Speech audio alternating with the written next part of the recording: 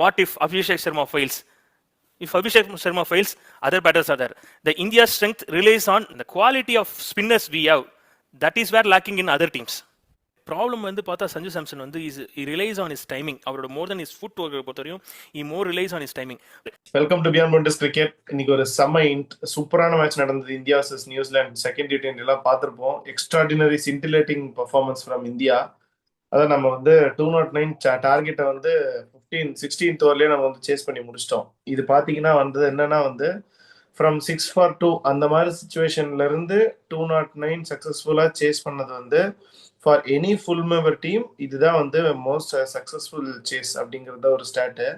அதுக்கப்புறம் வந்து 209 India chase down in 16 overs. அது வந்து this is the highest ever chase that has India has done. அதுதான் வந்து இன்னொரு இதாக இருந்தது. சூப்பரான பேட்டிங் டிஸ்பிளே. இஷான் கிஷன் விட்டு கிழின்னு கிழிச்சாரு. அதுக்கப்புறம் வந்து நம்ம கேப்டன் சூரியகுமார் யாதவ், நீங்க பழைய பன்னீர்செல்வமா வரணும்னு எல்லாரும் சொல்லிக்கிட்டே இருந்தாங்க. அது வந்து அவர் சூப்பரா இருந்தது அவர் பண்ணது பார்க்க. ஏன்னா வந்து until Ishan Kishan was there அவர் தான் வந்து ஃபுல் பர்ஃபார்மன்ஸ் காமிச்சுக்கிட்டு இருந்தாரு. சூரியகுமார் யாதவுக்கு பேட்டிங் சான்ஸே வரலங்கிற மாதிரி இருந்தா அவர் தான் விட்டு கிழிச்சிட்டு இருந்தாரு. அவர் அவுட் ஆயிட்டு போனதுக்கு அப்புறம் அவர் எங்க விட்டாரோ அதை அப்படியே ஆரம்பிச்சு he continued from there. And கரெக்டா வேர்ல்ட் கப் ஆரம்பிக்கிறதுக்கு முன்னாடி நம்ம என்ன தேவையோ அதை வந்து கரெக்டா அந்த ஃபார்ம் வந்து திருப்பி ரீகெயின் பண்ணியிருக்காருங்கிற மாதிரி இருக்கு. பார்க்க நல்லா இருக்கு. Hope he stay in this. இது இருந்ததுன்னா நமக்கு ரொம்ப நல்லா இருக்கும். அண்ட் சிவம் துபேவும் நல்லா பண்ணாரு ஓவராலா. நம்ம இன்னும் டீட்டெயில்டா பார்க்கலாம் எப்படி என்ன போச்சுங்கிற மேட்சை பத்தி டீட்டெயில்டா. பாலா, உன்னோட இனிஷியல் தாட்ஸ் என்ன? சூப்பர் விக்டரி, ஒரு dominant victory from team India. Good to see that Ishan Kishan, the OG Mumbai Indians partnership, Ishan Kishan SKY coming to form, அவங்க பார்ட்னர்ஷிப் வந்து க்ரூஷியலாக இருந்துச்சு. அதாவது what a comeback for Ishan Kishan ஆக்சுவலாக இன்டு திஸ் இன்டர்நேஷ்னல் டீமில் இந்தியா டீமுக்கு வந்து அந்த சான்ஸை கரெக்டாக யூட்டிலைஸ் பண்ணார். வி வில் நாட் சி இந்த மாதிரி அக்கேஷன்ஸ் வந்து ப்ரீவியஸாக நடந்தது கிடையாது. ஃப்ரம் 6 for 2லேருந்து இது பண்ணுறது. Even though the pitch is very belter, like இது ஒரு ரோடு அதாவது இந்த இதில் வந்து it's extraordinary bowling from our ஸ்பின்னர்ஸாக இருக்கட்டும், ஈவன் ஃபேஸ் பவுலர்ஸாக இருக்கட்டும். Super bowling, well rounded bowling to restrict them 206.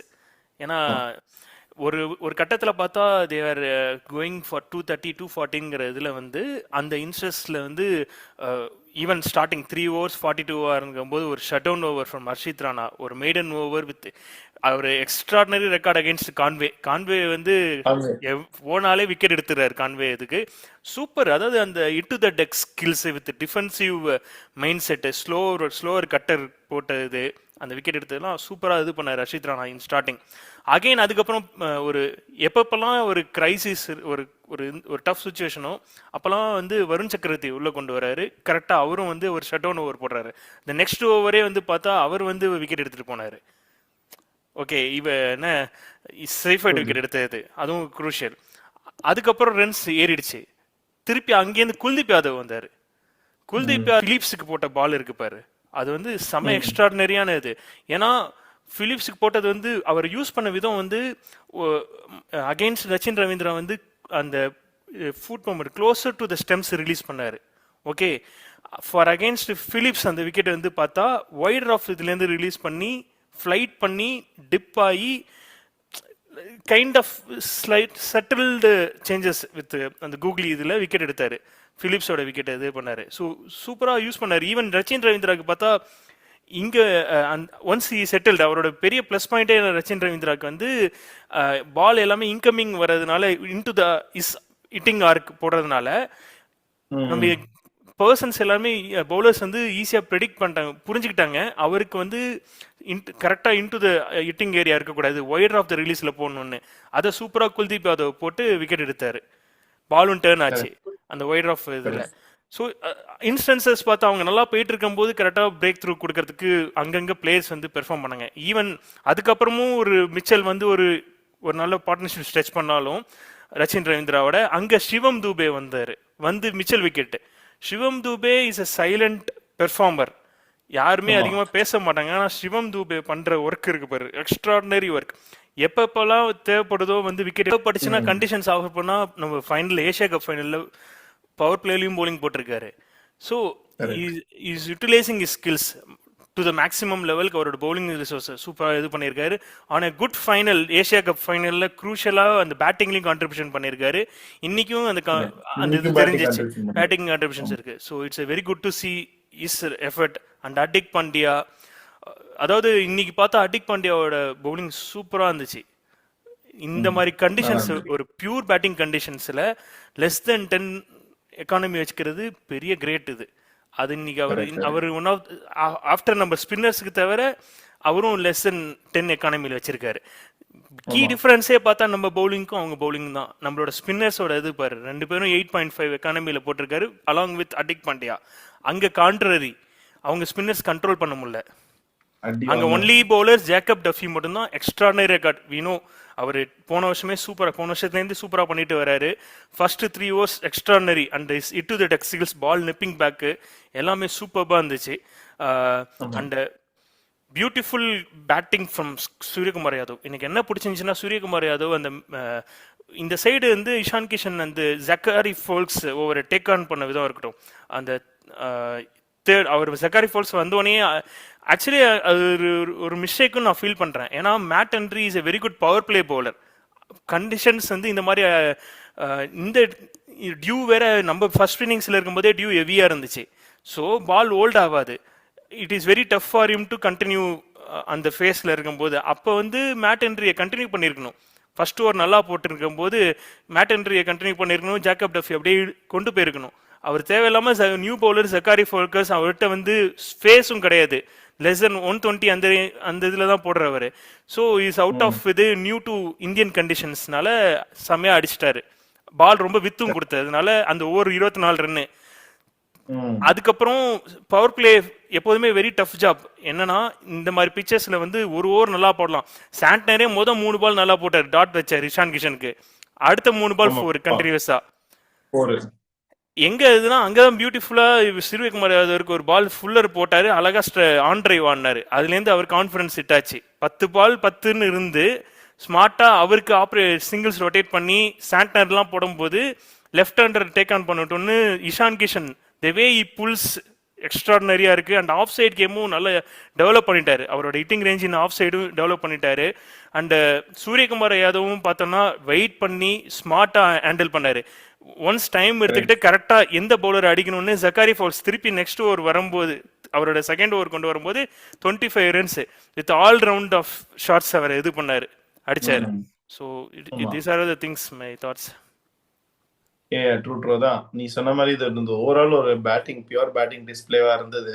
சொன்ன மாதிரி இஷான் கிஷன் எக்ஸ்ட்ராடினரி பர்ஃபார்மன்ஸ். அது வந்து ஒரு இடின்னு இடிச்சுதான் உள்ள வந்திருக்காரு. உள்ள வந்தும் இப்போ வந்து சஞ்சு சாம்சனுக்கே இப்போ நான் என்ன ஃபீல் பண்ணேன்னா, இப்போ Sanju Samson wicket keeper, opening batsman, Ishan Kishan is the backup option அப்படிங்கிற மாதிரி சொன்னாங்க.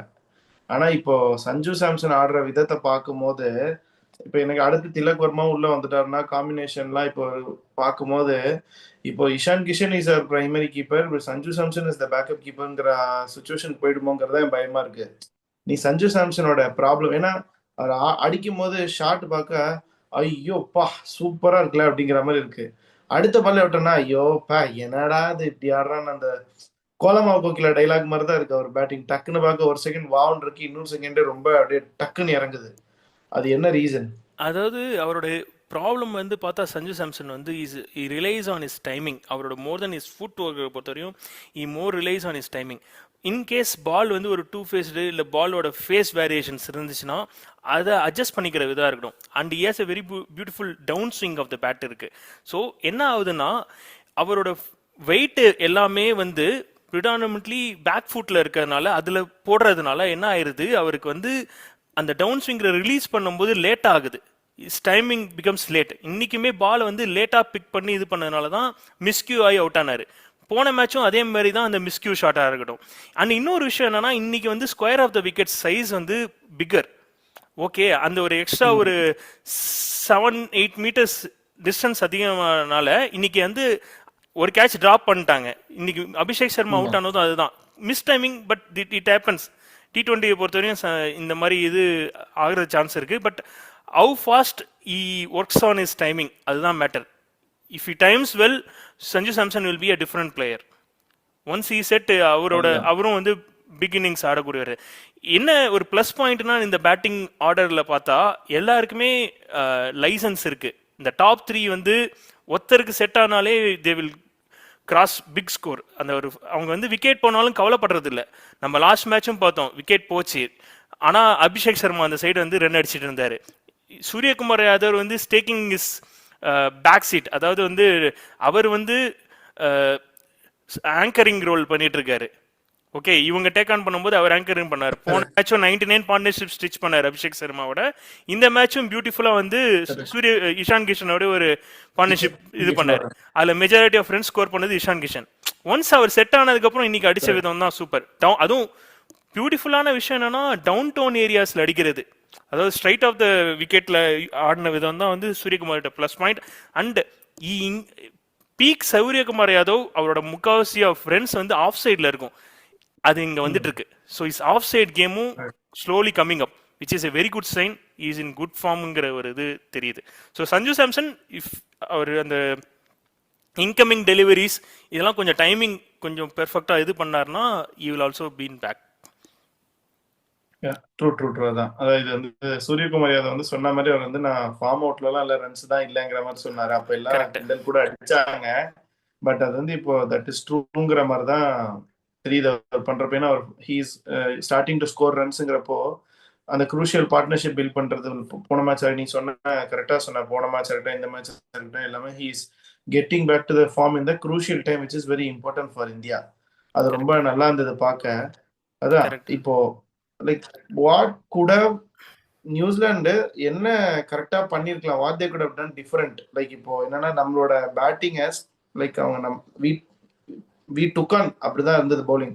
what they could have done different to stop India, அதுதான் எனக்கு தோணுச்சு. மேபி ஐ திங்க் வந்து அவங்களோட ஐ திங்க் நியூசிலாந்து எப்போதுமே வந்து ஸ்ட்ராட்டஜிக்கலி வந்து நம்மள அவுட் பிளே பண்ணுவாங்க. பட் ஐ ஃபீல் தட் இந்த 2 மேட்சஸ் அவங்களோட ஸ்ட்ராட்டஜியாக இருக்கட்டும், ஈவன் த ஃபீல்டிங் ஆல்சோ கொஞ்சம் புவராக இருக்கு. ஓகே, அண்ட் த வே அவங்க டார்கெட் பண்ணுற விதம், லைக் ஒன் மோர் திங் வந்து என்னன்னா, இந்த இந்தியன் கண்டிஷன்ஸ் நம்ம பிளேயர்ஸ் ஆர் கிங். இந்த கண்டிஷன்ஸில் ஒரு குவாலிட்டி டாப் 8 பேட்டர்ஸ் நம்ம கிட்ட இருக்கிறவங்க, ஒருத்தன் ஃபெயில் ஆனாலும் இன்னும் மற்றவங்க வந்து லாஸ்ட் மேட்ச் நிறைய பேர் பேசியிருப்பாங்க, நானும் நிறைய இதில் பார்த்தேன். What if Abhishek Sharma fails? If Abhishek Sharma fails, other batters are there.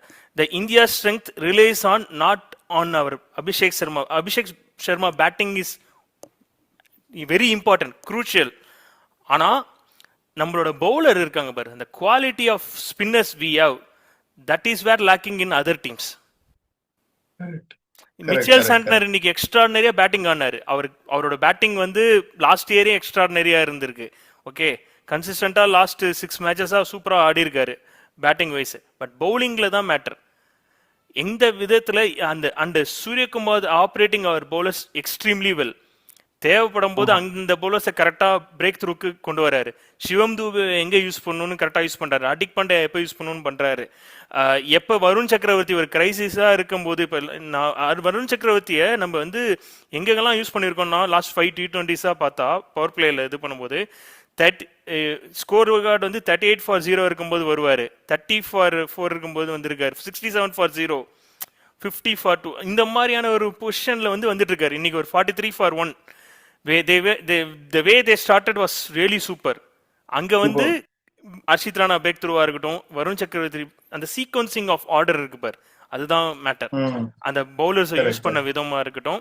And நமக்கு பும்ரா இல்லாம வருண் அண்ட் குல்தீப் 2 பேர் ஆடி இருக்காங்க. வருண் அண்ட் குல்தீப்பும் எப்பப்பெல்லாம் அவங்க சேர்ந்து ஆடி இருக்காங்களோ 10 மேட்சஸ்ல 34 விக்கெட்ஸ் பிக் பண்ணிருக்காங்க with strike rate of 11. Every 11 balls அவங்களால விக்கெட் எடுக்க முடியுது. And economy of 6.7 gold. இதெல்லாம் ஸோ இந்த மாதிரியான ஒரு இது வச்சிருக்காங்க, ரெக்கார்ட் வச்சிருக்காங்க. ஈவன் தோ பும்ரா இல்லைனா கூட we have a luxury of option bringing Kuldeep in. What damage he has done பாரு.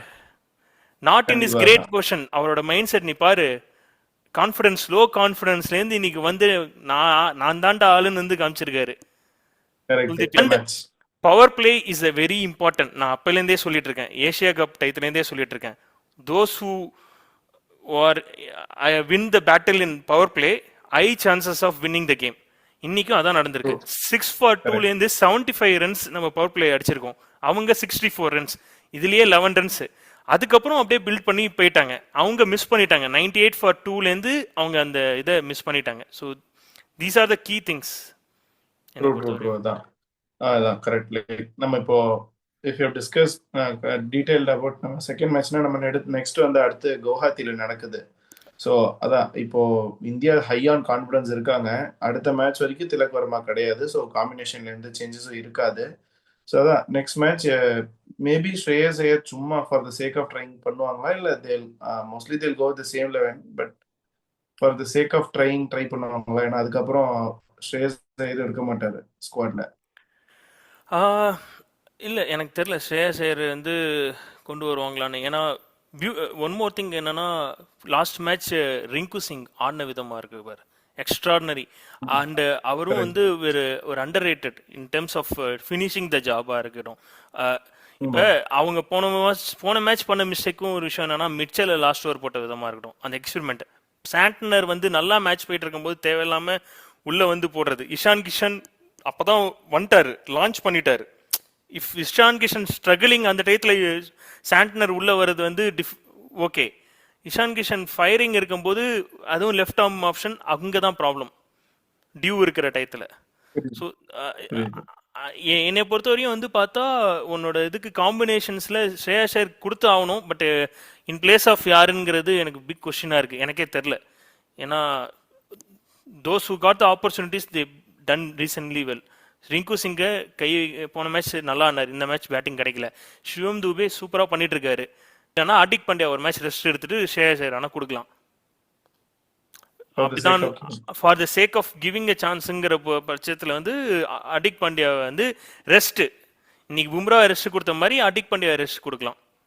அவரையும் மேனேஜ்மெண்ட் லைக் கொஞ்சம் இன்ஜுரி மேனேஜ்மெண்ட் கொஞ்சம் கரெக்டாக பண்ணால் அப்படி வேணால் சான்ஸ் ட்ரை பண்ணி கொடுக்கலாம் ஸ்ரேயாஸ் ஐயரை பொறுத்தவரையும். அப்படி இல்லைன்னா it's rest, simple case, Tilak Varma உள்ள வர போறாரு, அவ்வளோதான். என்ன எனக்கு ப்ராப்ளம்னா, திலக் வர்மா வந்தாருன்னா யாரு இங்க இந்த அவர் பொசிஷன் அவர் வந்துருவாரு, யாரை எடுக்க? Either Ishan Kishan or Sanju Samson, either one of them can play, இல்லைன்னா ரிங்குவை கை வைக்கிற மாதிரி இருக்கும். ஸோ இதை எப்படி பண்ண போறாங்க, எந்த விதமா போறாங்கிறது தான் ஒரு இது இருக்கு. It all depends on Sanju's performance next match.